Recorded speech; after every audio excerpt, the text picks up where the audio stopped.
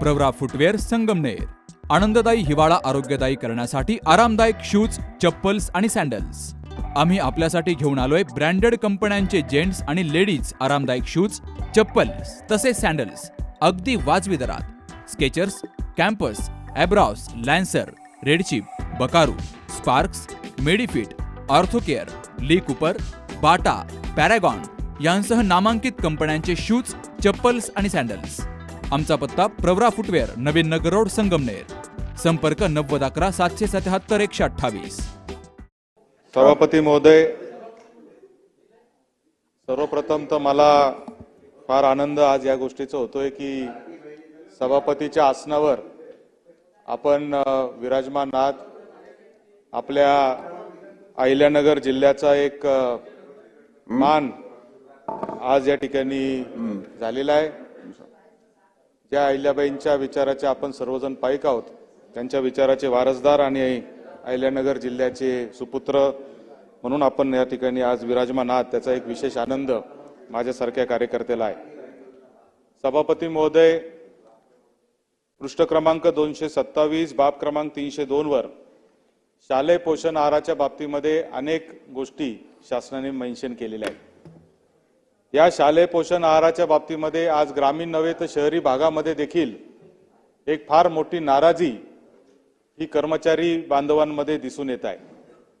कारण मुंबईमध्ये बसणारे अधिकारी हे शालेय पोषण आहाराच्या बाबतीत कुठले कुठले नवनवीन प्रकारचे पदार्थ मुंबईतून ठरवतात आणि ते पदार्थ त्या शाळांवरच्या कर्मचाऱ्यांना तयार करण्यास भाग पाडतात। अंड हातात धरून मुलांचे फोटो, केळी हातात धरून मुलांचे फोटो, खीर सारखा पदार्थ जो आपल्याकडे होऊ शकत नाही, त्या खिरीवर माशा बसतात आणि अशा नवनवीन प्रकारचे पदार्थ काढून वेठीस धरण्याचं काम या शालेय पोषण आहाराच्या बाबतीमध्ये चाललेले। सभापती महोदय, यावर शासनाने चांगल्या पद्धतीने विचार करणं गरजेचं आहे। सभापती महोदय, या राज्यामधील सोयाबीन पिकवणाऱ्या शेतकऱ्याला न्याय मिळत नाही, द्राक्ष बागायतदार शेतकऱ्यांना न्याय मिळत नाही, मात्र त्यांच्या सोयाबीनचं किंवा द्राक्षापासून बनणारे मनुके असतील असे जर पदार्थ आपण आपल्याच राज्यात तयार होणारे पदार्थ जर आपण शालेय पोषण आहारामध्ये टाकले तर निश्चितपणे त्याला शेतकऱ्यालाही न्याय मिळू शकतो आणि त्याचबरोबर विद्यार्थ्यांना देखील एक पोषक आहार या निमित्ताने मिळू शकतो। सभापती महोदय, पृष्ठ क्रमांक 27 बाब क्रमांक 38 वर शैक्षणिक क्षेत्रामध्ये चाललेल्या अनेक गोष्टींच्या बाबतीमध्ये शासनाने पुरवणी मागण्यांमध्ये तरतूद केलेली आहे। राज्यातील शिक्षणाची अवस्था ही अत्यंत गंभीर झालेली आहे। परफॉर्मन्स ग्रेडिंग इंडेक्स नावाच्या जे ग्रेडिंग केलं राष्ट्रीय पातळीवरून पूर्ण राज्यांचं शिक्षणाच्या बाबतीमध्ये, त्याच्यामधून 2 नंबरच्या ग्रेडवरून महाराष्ट्र आता 7 नंबरच्या ग्रेडमध्ये गेलेला आहे आणि त्याचं एकमेव कारण जे आहे ते म्हणजे शालेय शिक्षण विभाग असेल, उच्च तंत्र शिक्षण विभाग असेल किंवा कोणत्याही शिक्षण पद्धती असतील, याच्याकडे शासनाचं दुर्लक्ष मोठ्या प्रमाणावर होताना दिसत आहे। आरटीईच्या बाबतीमध्ये आपण या ठिकाणी चर्चा संपल्याच्या नंतर चर्चा करू। खासगी शिक्षण शाळांना आपण त्या ठिकाणी आरटीईच्या बाबतीत पैसे देतो, ते पैसे वेळेवर मिळत नाही म्हणून इंग्लिश मीडियमच्या शाळा बंद पडण्याच्या मार्गावर आहेत। टप्पा अनुदानाच्या बाबतीत 20%, 40%, 60%चा GR इलेक्शनच्या आधी शासनाने काढला, मात्र या पुरवणी मागण्यांमध्ये त्याची कुठली तरतूद शासनाने केली नाही। त्यामुळे एका बाजूला GR काढायचा आणि दुसऱ्या बाजूला त्याची आर्थिक तरतूद करायची नाही, असं दुटप्पी धोरण शासनाने या ठिकाणी घेतलेलं दिसून येत आहे।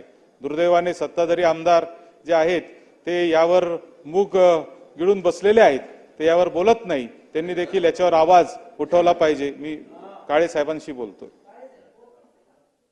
वेतनेतर अनुदान, शिक्षण संस्थांना आपण वेतनेतर अनुदान देतो, ते वेतनेतर अनुदान देखील वेळेवर दिलं जात नाही आणि अतिशय तुटपुंज दिलं जातं। आज आपण पाहतो की या वेतनेतर अनुदानाच्या बाबतीमध्ये नाही मी तुमचाच आहे, परंतु शेवटी जी वस्तुस्थिती आहे तिथं मांडणं आपलं कर्तव्य आहे आणि म्हणून हे वेतनेतर अनुदान जे आहे, हे वेतनेतर अनुदान आज सभापती महोदय, शाळांमध्ये रंग मारायला सुद्धा पैसे शिक्षण संस्थांकडे नाहीयेत, बेंचेस घ्यायला पैसे नाहीयेत, फक्त पगाराचे पैसे आपण देतो आणि बाकीचे खर्च शासन संस्थांनी करावं किंवा लोकसहभागातून व्हावं अशी अपेक्षा करतो। मला असं वाटतं ते अत्यंत दुर्दैवी आहे। म्हणून सभापती महोदय, या शालेय शिक्षण विभागाकडे देखील अतिशय महत्त्वपूर्ण लक्ष देणं गरजेचं आहे। आता तुम्ही बेल मला इतक्या लवकर वाजवाल असं अपेक्षा नव्हती, पण ठीक आहे. आता तुम्ही मला संख्या वाजवली. जास्त आहे आता आणि वेळेची मला मर्यादा वाटलं आहे. तुम्ही द्याल मला थोडं, आम्ही एवढं जिल्ह्याचं म्हणून 2-4 मिनिटं जास्त द्याल अशी अपेक्षा होती. नाही प्लीज, मला अडचण नाही, मला काही आता मी अडचण तुमचं नाही, जे सांगतोय तरी ते ऐकायला पण तयार. तुम्ही जेवढे यादी दिली आणि हात वर करताय त्याच्यामुळे प्रॉब्लेम आहे. सभापती महोदय, शेवटचे 2 मुद्दे मी या ठिकाणी सांगतो. पृष्ठ क्रमांक 90 बाब क्रमांक 130 मध्ये हो ना, ते लाड साहेब. जलसंपदा विभागाच्या बाबतीमध्ये आमच्या अहिल्यानगर जिल्ह्यामध्ये निळवंडे धरणाच्या डाव्या आणि उजव्या कालव्यांसाठी आपण मोठ्या प्रमाणात तरतूद केली. डावे आणि उजवे कालवे आपण पूर्ण केले. आता डाव्या आणि उजव्या कालव्यामधून शेतकऱ्याच्या बांधापर्यंत पाणी घेऊन जाण्यासाठी आपण बंदिस्त पाईपलाईनच्या माध्यमातून योजना केली. 850-900 कोटी रुपयाचे टेंडर या ठिकाणी दिले, वर्क ऑर्डर झाल्या.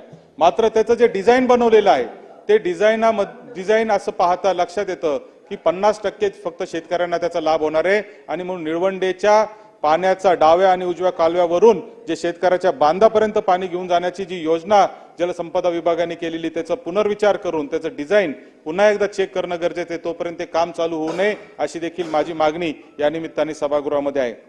सभापती महोदय, आपल्या उत्तर अहमदनगर अहिल्यानगर जिल्ह्याला जीवनदायी ठरणारं भंडारदारा जे धरण आहे ते 1926 साली 100 वर्ष पूर्ण करत आहे.